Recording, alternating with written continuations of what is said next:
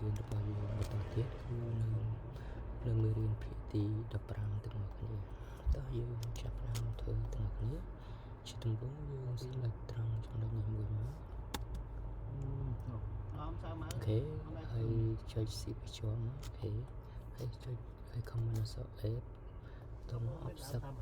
5 cm អូខេអូយាយដែរខ្វះហើយយើង select អាក្រោមនេះអូខេយកទៅមកយើងចុច command អក្សរ Home ដើម្បី remove ទៅម្ខាងទៀតទៅមកចុច option មកអូខេយើងដាក់ត្រង់ចំណុចនេះអូខេមកអត់ទេអូខេមកហើយទៅមកយើងគូសបន្ទាត់ភ្ជាប់មក command អក្សរ L ចាំចំណុចនេះភ្ជាប់ត្រង់ចំណុចនេះអូខេទៅមកទៀតយើងធ្វើនេះដូចគ្នាដែរឡើងដល់ប្រមាណមកក្រោម5 cm អូខេ command អក្សរ L ជាប់ត្រង់ចំណុចនេះចំណុចនេះអូខេវាបានហើយអានេះក៏ដូចគ្នា command អក្សរ L មកចុចត្រង់ចំណុចនេះហើយជួបត្រង់ចំណុចនេះអូខេតមកយើងរួចបានហើយយើង command E លុបតនេះចោលមកអូខេដល់នេះមកទៀតអូខេយើងចុចនេះដែរមកអូខេ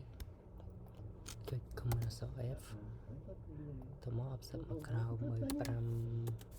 5 cm អូខេតនេះក៏ដូចគ្នាដែរយើង offset មកក្រោមឲ្យ5 cm ដូចគ្នាអូខេវាយ command អក្សរ L ទៅត្រង់ចំណុចនេះអូខេអានេះក៏យើងដាក់5 cm ដែរ command អក្សរ T មកអូខេទៅមកយើង command អក្សរ L ចំណុចនេះមកជួបត្រង់ចំណុចនេះតមកយើង select លើនេះមួយអូខេ command អក្សរ N ចាប់ត្រង់ចំណុចនេះហើយចុច option នៅលើ keyboard របស់យើងអូខេនេះអូខេបានប្រឡែងជារួចរាល់ហើយយើង command អក្សរ E លុបតនេះអស់មកតមក command អក្សរ P ដាក់វា5 cm មកហើយវាចេញមក5 cm នេះគឺយើងចេញមក5 cm អូខេក្រោមនេះគឺយើងចេញមក5 cm ដូចគ្នាទីនោះយើងដាក់ចេញមក5 cm អស់គ្នាមុននឹងយើងចាក់ក្បឿងណាអូខេពីមុខនេះក៏យើង5 cm ដែរអូខេលើនេះចេញមកក្រៅ5 cm មកនេះយើង5 cm ដែរ5 cm ស្មើនឹង5ហ៊ុនយើងបងប្អូនយើងមើលនៅម៉ែត្រយើងចេញមក5ហ៊ុនណាបងប្អូនខ្លះរកវាគិតសង់ទីម៉ែត្រចឹងមិនមែន5ទឹកទេបងប្អូនវា5ហ៊ុនអូខេនេះក៏5 cm ដែរ